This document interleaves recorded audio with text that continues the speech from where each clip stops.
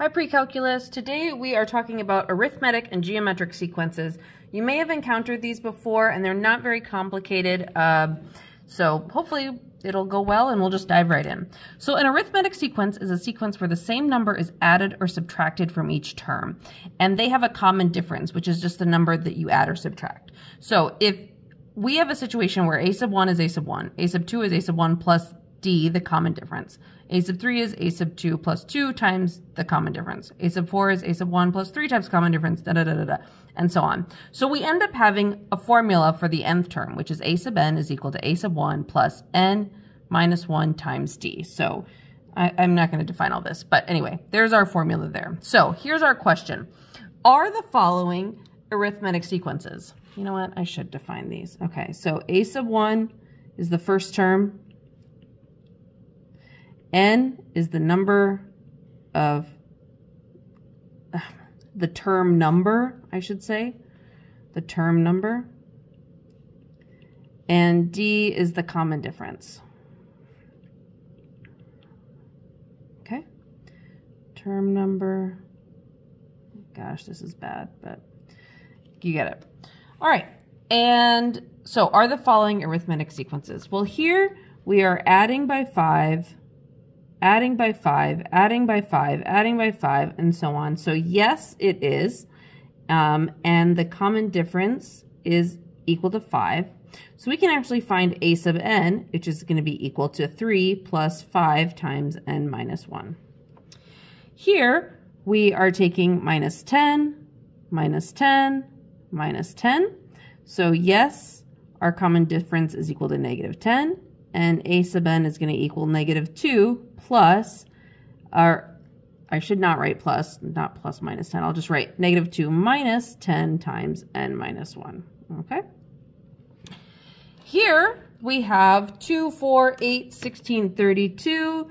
No, this is not an arithmetic sequence. And here we have 14, 14.5, 15. Yes, this is, our common difference is 0.5. So a sub n is equal to 14 plus 0.5 times n minus 1. All right, simple enough. So let's say we're given two terms in an arithmetic sequence and asked to find the common difference, the 52nd term, and the explicit formula. Okay, well, we're given a sub 20 equals 70 and a sub 33 equals 96. So we have 20 to 33, that's 13 terms, right? Okay. And the difference between 70 and 96 is 26 here. So we can take 26 divided by the 13 terms, and that's going to be equal to 2, and that's our common difference. So now that we know our common difference, we can find all these other things. So we found our common difference, check, and now let's find our explicit formula. So a sub n, well, before we find a sub n, we're going to need to find our first term, right? So we already know a sub 20. A sub 20 is equal to 70. And that's going to be equal to a sub 1 plus 2, because we already found our common difference, times 19, because that's n minus 1, right? So 70 is equal to a sub 1 plus 38.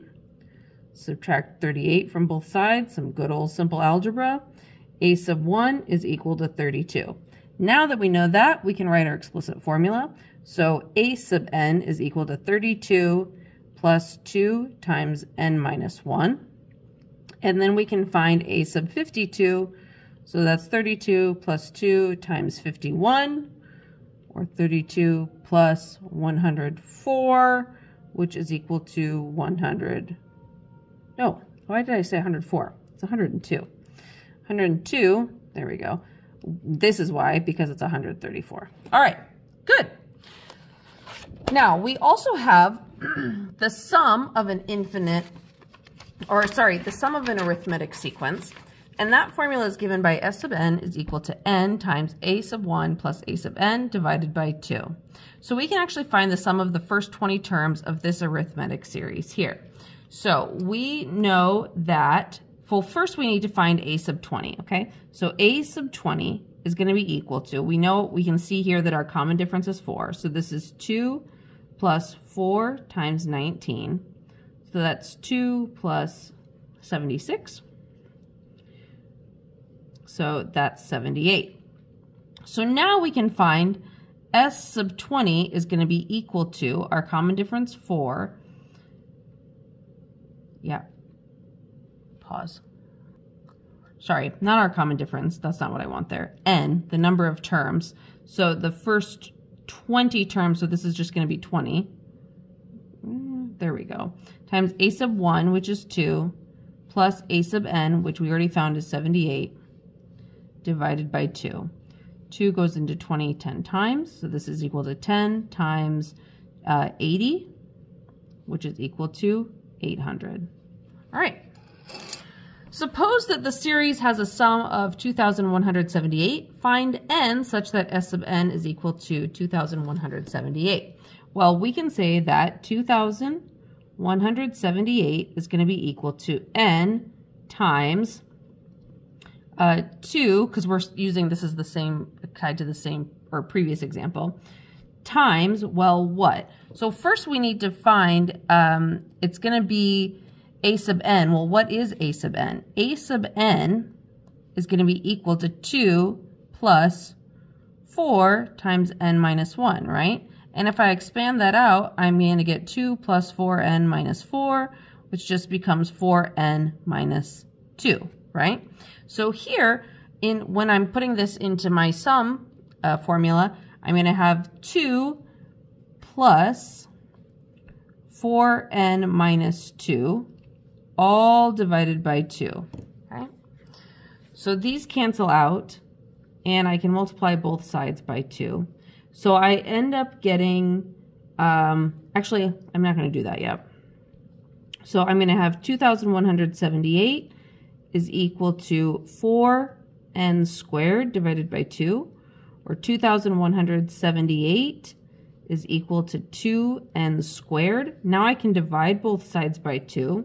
So I get 1,089 is equal to n squared. Take the square root. We get n is equal to 33. Okay, great. You couldn't see that. Gosh, I don't know why I did that. Sorry, guys. Anyway, there's all the information. All right, let's keep going. So we've talked about arithmetic sequences. Now we're going to talk about geometric sequences. And geometric sequences are sequences where the same number is multiplied or divided to get the next term. And these have a common ratio, which is just the number that you multiply or divide. So we're asked to determine, are these arithmetic, geometric, or neither? Well, here we have 1, 2, 6, 24, 120. So we're adding 1, adding 4, adding, no. So it's not arithmetic. And this is times 2 times 3. No, so this is neither. Now here we've got 81, 27, 9, 3, 1. We're dividing by 3, right? Dividing by 3, dividing by 3. So this is geometric. And our common ratio, the common ratio is really what you multiply. I should actually just cancel this out, what you multiply by. So it's going to be 1/3. And here we have 5, 10, 15, 20, 25. So we're adding 5 each time. So this is arithmetic. And our common difference is 5. Okay, let's move on. We are asked to find the nth term of a geometric sequence. Well, we can do that with this formula. A sub n is equal to a sub 1 times r to the n minus 1, where a sub 1 is the first term, just like before. R is the common ratio, and n is, what did I call it before? The term number. Yeah. Okay. So the third term of a geometric series is equal to 64, while the common ratio is 2. We're asked to find a rule for the nth term. Well, the first thing that we need to do is find what the first term is. So if the common ratio is 2, we can divide by 2. So 64 divided by 2 is 32. That's going to be our second term, because this is our third. And if I divide that by 2, I get 16. So there's our first term. So now I can write a sub n is equal to 16 times my common ratio, 2 times 2 to the n minus 1 power. Great. And we can find the ninth term. So a sub 9 is going to be equal to 16 times 2 to the 8th term, which if you put in a calculator, you get 4,096. 4,096. Keep an and out of there. All right, we also have a sum for a finite geometric series. And that formula is S sub n is equal to a sub 1 times 1 minus r to the n over 1 minus r. We're first asked to find the sum of the first 10 terms of this series, 1 plus 5 plus 25 plus 125, continue. So S sub 10 is going to be equal to 1, because that's our first term, times 1 minus, our common ratio here is 5, r 5 to the n, over, oh, not n, I know what n is 10, 5 to the 10th power, over 1 minus 5, okay? So if you put this in a calculator, you get negative 9,765,624 divided by a negative 4, which is equal to 2,441,406. Well, we're also asked for which term would S sub n be 3,906. We can set this up. 906 is equal to 1 times 1 minus 5 to the n over 1 minus 5. So that means that 3,906 is equal to 1 minus 5 to the n over a negative 4. If I multiply both sides by negative 4, I get negative 15,624 is equal to 1 minus 5 to the n.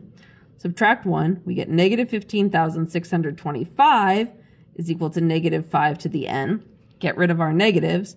15,625 is equal to 5 to the n. And this is when you can either guess and check, which is probably what I would initially do, but I also know because I watched a video that we can use logarithms. So we can say that the log of 15,625 is equal to log of 5n. So log 15,625 is equal to n log 5. So n is going to be equal to log 15,625 over log of 5. And you put that in a calculator and you get 6. This is the 6th term.